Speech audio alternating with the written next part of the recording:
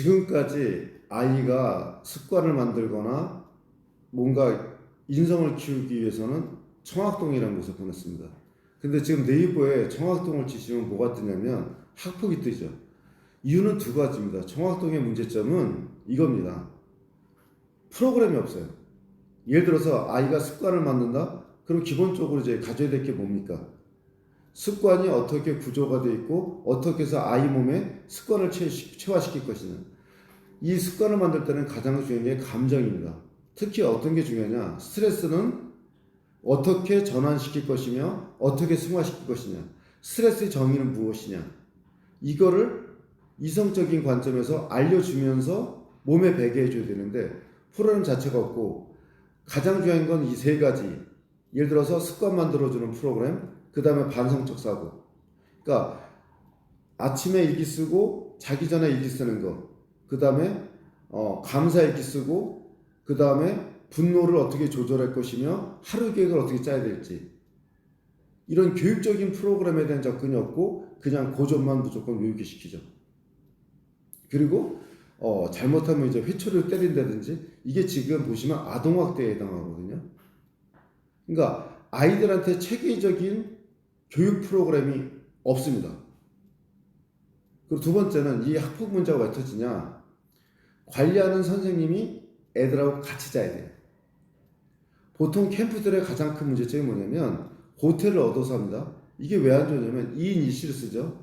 애들이 관리자를 재워놓고서 한 방에 모인다든지 밤새도록 떠듭니다. 더 중요한 건 애들이 공기계를 갖고 와서 밤새도록 놀아요. 이게. 그래서 오히려 습관을 만들러 보냈다가 오히려 놀다가 그냥 시간 때우기 식으로 오게 되죠. 아이들한테는 단체 생활이 반드시 필요합니다.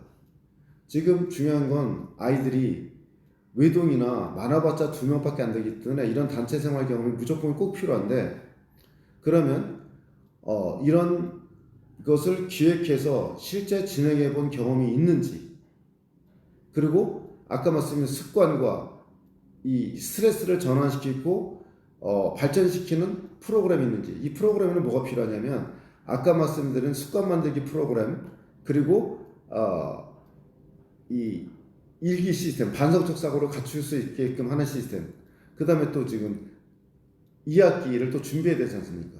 그러면 기본적으로 국영수를 또 가르칠 수 있는 교사진이 있는지 이런 것까지 다 점검을 해보셔야 됩니다. 그 다음에 아이들이 가장 중요한 세 가지 독서, 운동, 그리고 이 체험활동 이것을 완벽하게 할 수 있는 여건이 갖춰지는지를 조사를 하셔야 되거든요. 그래서 이 쿠알라룸푸르의 몽키아라 최고의 환경입니다. 여기 사진 보시기 이게 앞에 나오실 거예요.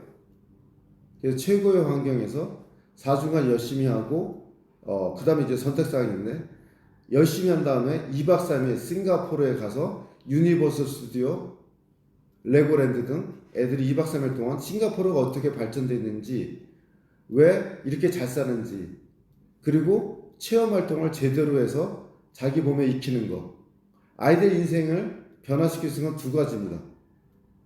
경험, 간접 경험인 독서와 그리고 직접 경험인 여행. 이 두 가지 그리고 습관까지 세 가지를 잡을 수 있는 여름방학 특강. 믿고 보내주시면 최선을 다해서 가르치겠습니다.